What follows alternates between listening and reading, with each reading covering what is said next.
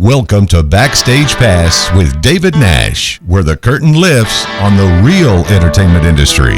From the studio to the stage, we sit down with world-class producers, artists, engineers, and music business professionals shaping the sound and strategy of today. This is an insider's look at how careers are built, hits are made, and the industry really works. Let's go backstage. Now, here's Dave. Hey guys, welcome to the very first episode of Backstage Pass with Dave Nash, an insider's look into the entertainment industry. And guess what? I'm Dave Nash.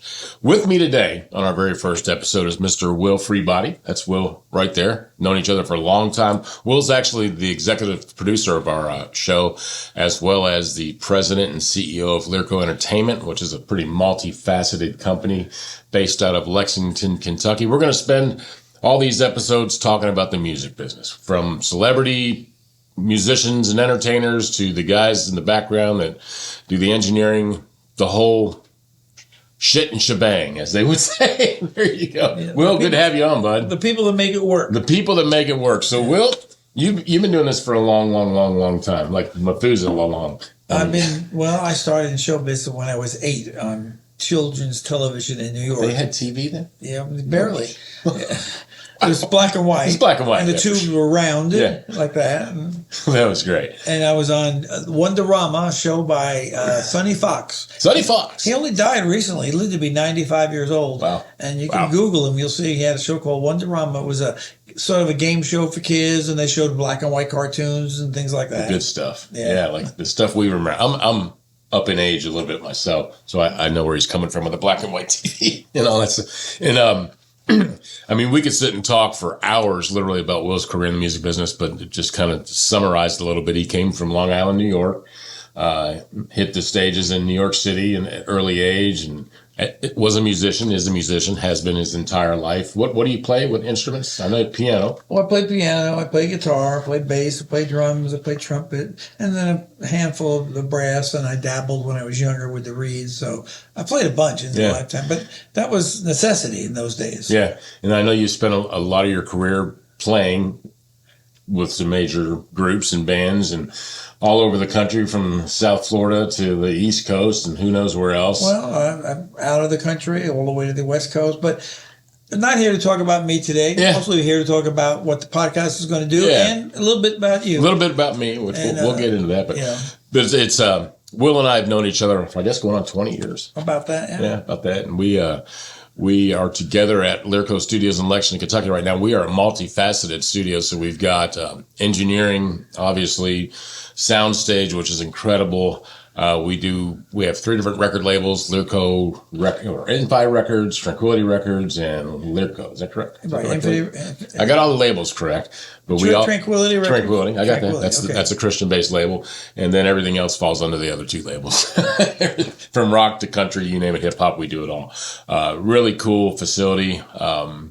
Been here for a long time, and we've done a lot of artist development that Will has been kind of the headmaster of that entire program and process with us. And we've run a lot of artists through that, and some of them had some pretty darn good success in the business. Well, that's true. What we have really is the Lexington School for Recording and Performing Arts. Yeah. So that says it all. Either you're in front of the stage or you're behind the stage. Right. Or you're in front of the glass or you're in the, behind the glass. Exactly. So we also, like Will says, have a school, Lexington School of Recording Arts. And we've had, over the years, the people that have come out of that program, are all working. They've either gone on. We've got guys that have graduated that are touring with national acts, whether that's behind the mic or in front of the board or wherever. Guys like Brad. With Cody Jenkins. Yeah, Brad's with Cody Jenks. He started out just doing some. He did a little stint with Maria Lambert, I believe. Is that her name? His first. He did with Lambert for a while. He went to our school first. After that, he went to the Stillwoods. Yeah, Stillwoods is where he got his stayed first for a long break. time. Yeah. Now his daughter's in our school. She is. Yeah. It's generational How about that? I remember when Brad was still in school, I had him. So I booked shows. I booked shows for years, but I had him working shows with me, doing load in and everything else. And he segued that from trying to getting to meet all the tour managers at all the shows and everything. And next thing you know, he's out on the tour with Steel Woods. And he networked. Yeah, he networked, man, and it's a pretty cool process. But yeah, the things that people learn here are amazing. I mean, because I've been a musician my whole life since I was like 7 years old. I'm coming in the same boat Will's in, and I do that well. And I have a cursory knowledge. That's a big word. This word for the day, cursory knowledge of sound production. Yes. I'm a lot better with live than I am behind the board recording or anything like that. But when I watch some of the kids that go through engineering school here, I'm like, what are you doing? How does this all work? It's kind of mind blowing. And everything's harder now. Well, the technology's all changed but completely. Everything's harder, yeah. You know, our intro tune, for example, that was done. Yeah, tell me about that intro tune to the show, by the way. Well, that's a little. There's a long story in it, and I'll try to make it as little as possible. Yeah, it's a cool story. Basically, to get the headline out, that's Ron Wood and Keith Richards and Blondie Chaplin from the Rolling Stones. Yeah, that's who's on our intro music to the show. That's the headline. The backstory on that is we were doing an album for Blondie Chaplin way back early 90s, I believe. And we also did Mac Rice's album at the same time. And things didn't completely finish or work out, but nevertheless, we did the recording. So we own the sound recording, and I've never used it. It's been sitting on my desk, never been online. First time any of it's going to be online is in this podcast. Today, yeah. And it's going to be like, 15, 18 seconds of it. Of unreleased, basically Rolling Stone stuff without Mick Jagger and Ronnie Wood. When I'm falling,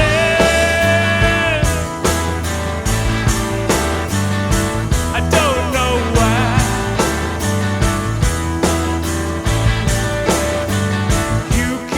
No, Ron Wood's Ron was on it? Yeah, Charlie Watts wasn't. The drummer was Anton Fig, who played with the David Letterman Orchestra. Yeah, great drummer. I remember one time a quote from the Stones drummer. Charlie Watts. Yeah, Charlie Watts. He said the only reason he's continued to tour is because his wife didn't like him playing drums at the house. That's why I'm still doing it. Not that I'm 70 some odd years old. No, unfortunately he passed away about a year ago. Yeah. He was a very good jazz drummer. Yeah.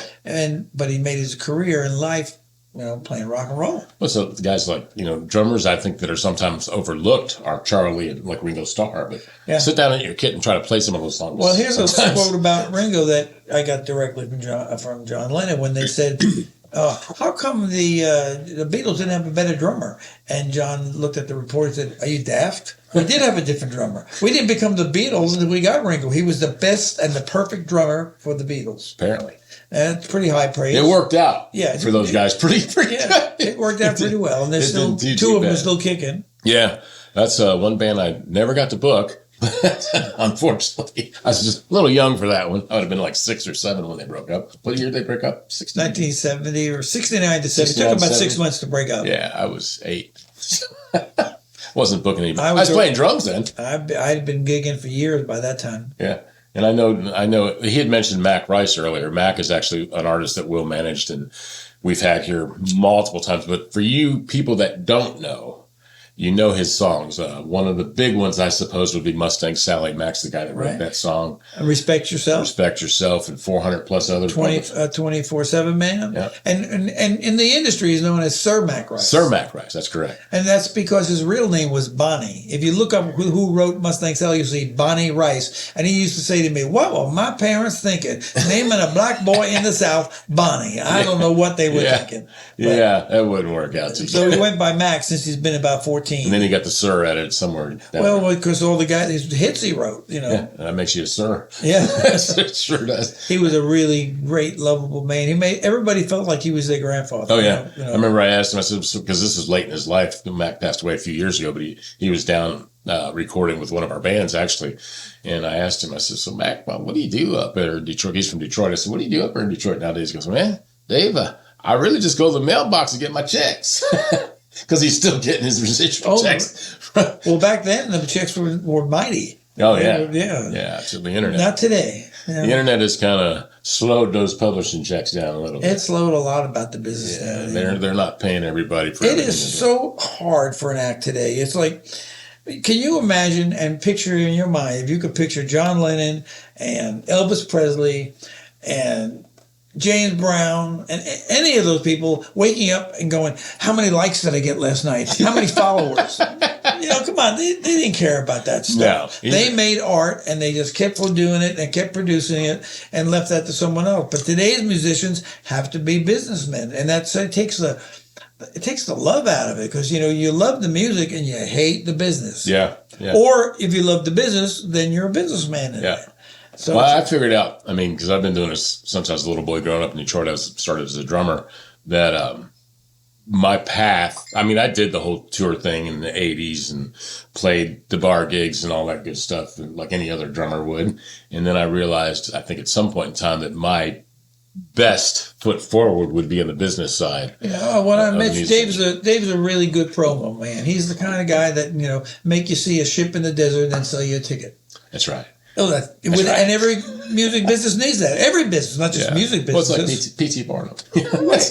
But you gotta, you gotta develop the audience. And today it's needed more than ever because, just because you can play and sing doesn't make you a businessman. Man, I've seen so many great players that nobody will ever hear of, ever. Yeah. And it's like, what is the magic mix to make it all happen? Well, we're going to have a few people on in the coming months that that are fighting with this. People like Ryan Bashir, and maybe Corey Cottle. These guys are spectacular in their age bracket, but they have to deal with so much more than people did in the 60s and 70s and 80s. Yeah. It's like, what's the right algorithm? Say that back in the 80s. And we're like, what the hell's an algorithm? It's like, I didn't get that far in school. I was a drummer. No. But it's like, what platform do you hit and what do you do? Well, the first computer that I saw was when I went to college. It was in the computer room, and it was 3 machines the size of refrigerators in an ice cold room to keep it real cold because they ran so hot. And they were literally 5-6 feet tall and 3 feet wide and had 16-inch tape reels on them.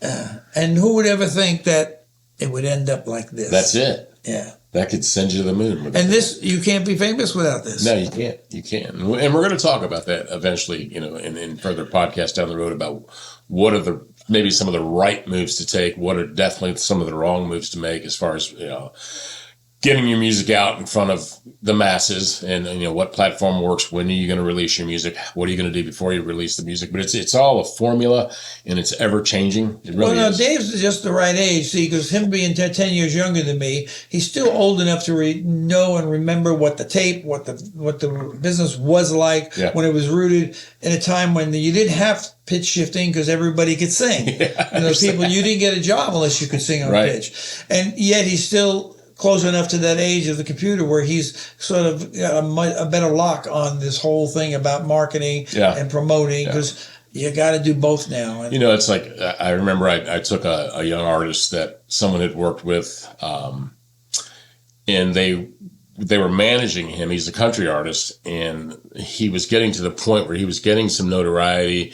And the young guy that was managing said, look, this is getting really beyond my grasp. I don't really know what to do or what I should do. So he called me and said, would you take a look at it? And it was Dustin Collins. And he had talent. He was a heck of a songwriter. He could write songs left and right. And one of the very first moves I said that we need to make was to get a publicist. Fortunately, he had financial backing because without that would not have happened. And unfortunately, the evil part of the industry is the money part, but it's the reality of it, without a doubt. You can get lucky. You can scratch that lottery ticket and put something online and it goes viral and you don't know why the hell it happened.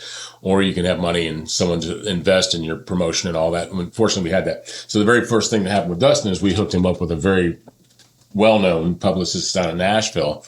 And first thing he did was have a sit down with Billboard magazine at a club down in Nashville, and they did a whole article on him, and that just started that process. But the business was so different before that. For example, Corey Cottle played with Justin Moore. Justin Moore. We got to know a little bit about Justin, and currently he's with Tyler Childers. But Justin just met somebody in his church who said, I'll manage you. Yeah. Back in that was 20 years ago. You could just that worked. 25 years ago that worked. Yeah. And he got and Justin went on to be national fame. He's had like 17, 18 number one hits. Yep. Played arenas all over. Yep. Been on the morning shows. Been on the Tonight shows and things like that.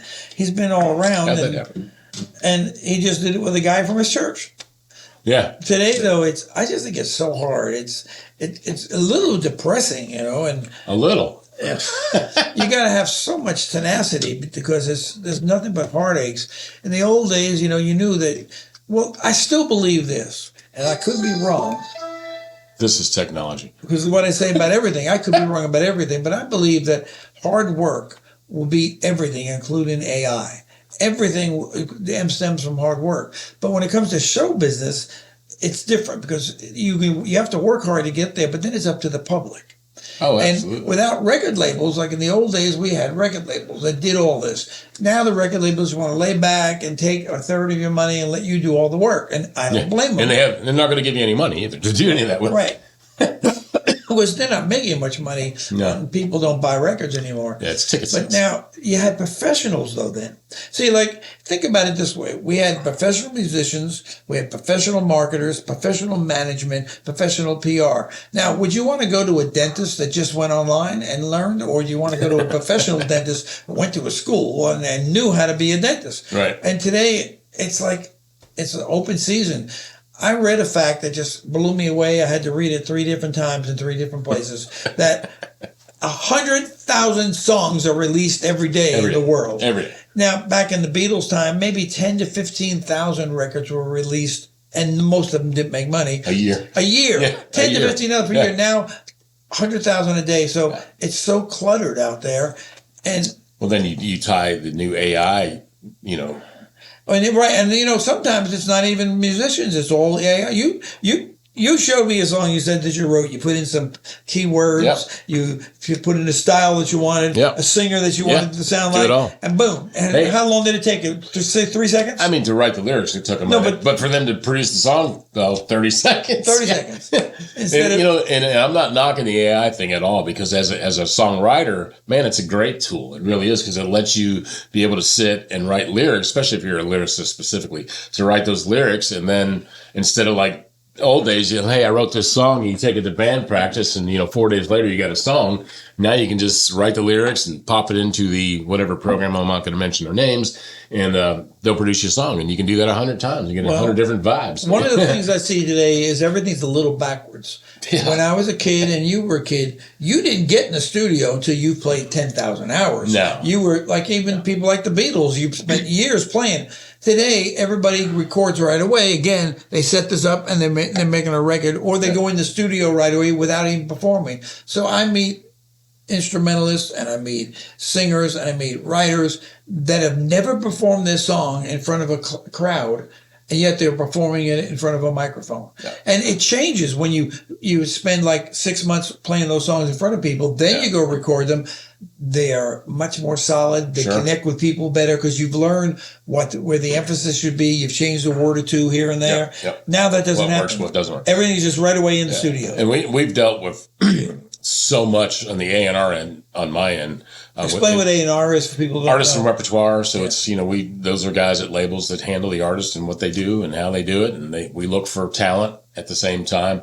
Old days, we actually used to go look for talent. We'd go and sit in the shows and all that. Now it's submitted or whatever, or somebody, word of mouth, we can get to us. But even in our artist development that we do here, I've watched artists that I've worked with 10 years ago thinking, man, I don't know if this guy's going to make it or not. He's a little off key. He's not that great of a player here and there, but he's stuck. And I'm not speaking anyone in particular, although I will mention somebody in a moment, but just watch them develop. And that's the whole part, artist development. Hopefully you're developing an artist that you saw something in and wanted to take the time and the effort and the money to put into that artist to get them to the next level.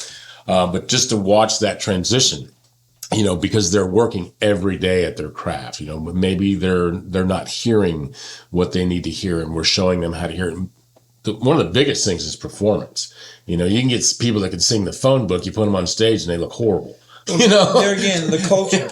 I grew up and outside of New York on Long Island, and I was fortunate enough to play at the New York State Pavilion during the World's Fair in, I think, 64 and 65. 1864? Could have been. Okay. No, I don't really remember the exact. I think it was 1964 and 5, and I got to play every day in front of a crowd. Yeah. And, by the time I was 17 and a senior in high school, I'd done over 1,000 shows. Yeah, you were a lot better. I met kids today that are recording. I asked one of them recently, how many shows have you done? And he went, my whole life? I said, yeah. And he goes, and he was about 21. He said, maybe 18 or 19. Yeah.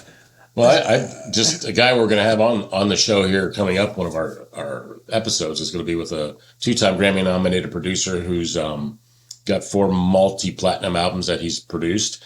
And he is now broken off as a singer-songwriter because he wanted to do his own music, which is really cool. But he just did his first live show a few weeks ago. We did an artist showcase with some of our artists here.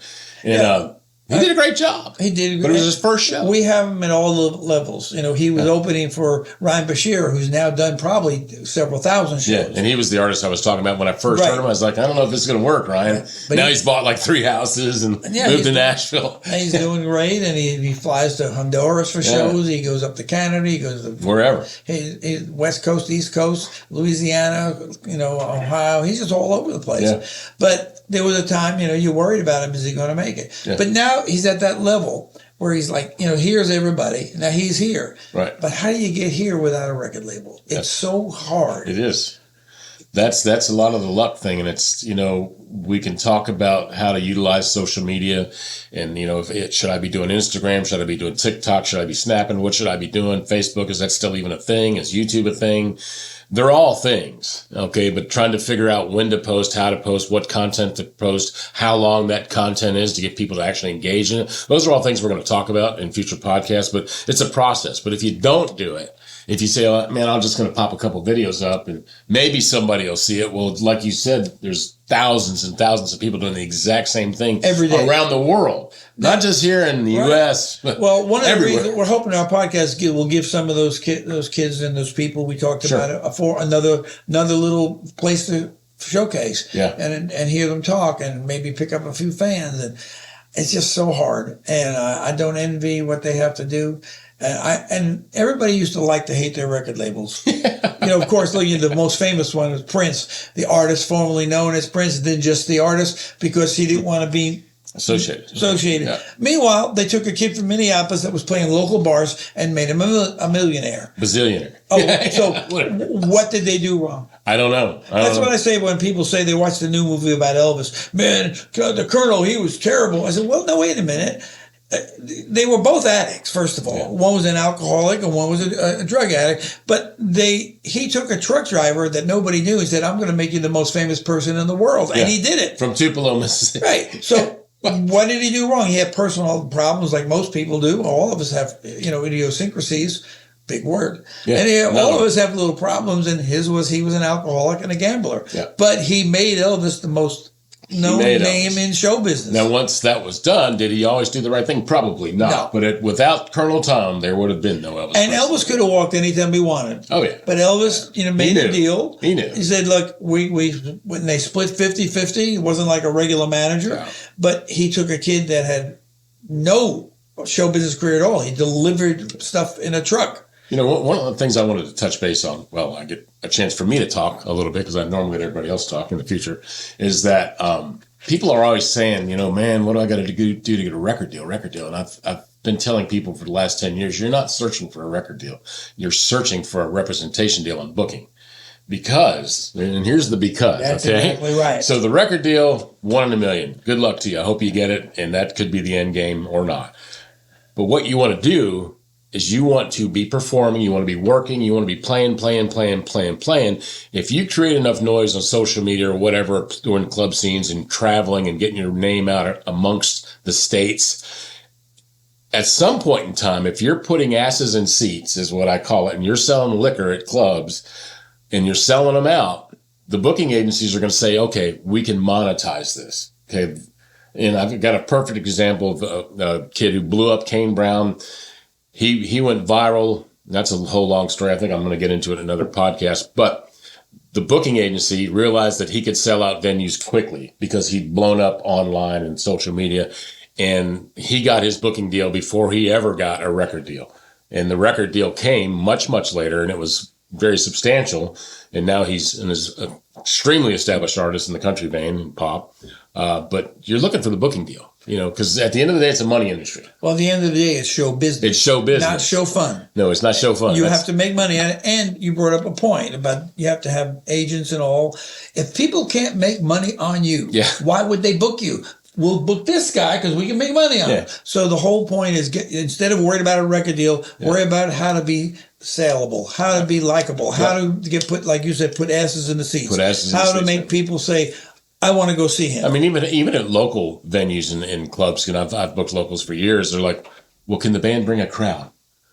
Well, I don't know. I hope. But that's what they want. They want to sell seats. Back in the old days when I was on Long Island, the clubs had the crowd, and you tried to get into the club, and you to hold the crowd. Sure. And if you were a good band, they were there. If they were not, they'd left and went to a different club. Well, it's even back in the 80s, man. When I was playing music, we would book in clubs, and it didn't matter what band was there. The club was going to be packed. That shit's changed. It's not like that. It's like, can you bring an audience? Yeah, remember O'Neill's used to be packed, and Grapevine was a small bar, but it always had a crowd.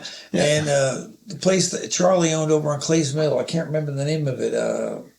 You people have no idea what we're talking about. These are all clubs in Lexington, Kentucky. Yeah, but they were always busy, and all the clubs on Long Island were busy. Yeah. And it's just the way it was, and people got famous from it, like Kiss playing in a local club. Heard those guys. Yeah, they did well. So the Vanilla Fudge, the Billy Joel. Heard of those guys too. The Rascals. They were all played local bands. There's one thing that's constant, and it's tying into everything we're talking about. You got to work. Hard work. It's not easy. If you want an easy job, get out of this. Don't do this. Don't do this. Because look, he's in his 70s. I'm in my mid 60s. We've been doing this our whole lives, and it hasn't always been easy. And it's been a lot. Never been easy. Never been easy. Never been easy. No. There's been times it hasn't. It's been a lot of fun. There's been times it wasn't as tough as other times, but never easy. And it's constantly changing. And our job, my job, Will's job, is to kind of stay abreast of the changes within the industry and get as much knowledge as we can about what's happening today in this industry and what do people need to know to be successful. And hopefully in the next few episodes and podcasts, we're going to talk to some people that have made it. Talk to some people that are on their way up, maybe talk to some people that are on their way down. I don't know. Well, and people in different aspects of the industry. Sure, from engineers to writers and producers, the whole people like Bob Wilcutt. He's a luthier. He's a world famous luthier. Right. So, and I'm glad to provide this forum and give him the mantle to take over because we're using all these big words. A mantle. You're looking for Mickey or fireplace? I'm looking for fireplace, I think. But give him the opportunity to have a forum to help people, because the idea is let's just help everybody. We've been at it long enough. Give back. We're giving back. We're trying. We're trying anyway. Hey, guys, this about wraps our time up. But we've got some cool people coming on. Like you said, Bob Wilcutt, world-renowned luthier based here in Lexington, Kentucky. Another cat named Dave Savage, a.k.a. Jake Austin, is a two-time Grammy-nominated multi-platinum producer. And we're about to hear some very cool music again. And we're coming up with some Stones you've never heard before. We're opening and closing with the Stones. From now on, we're just opening with them and we're closing with the artist that is here. So when you listen to us, our outro, listen to the music. That's some Keith Richards and Blondie Chapman. All right. Guys. Good luck with your podcast. All right, man. So much. See you guys next time on Backstage Pass with Dave Nash, an insider's look into the music industry. See ya.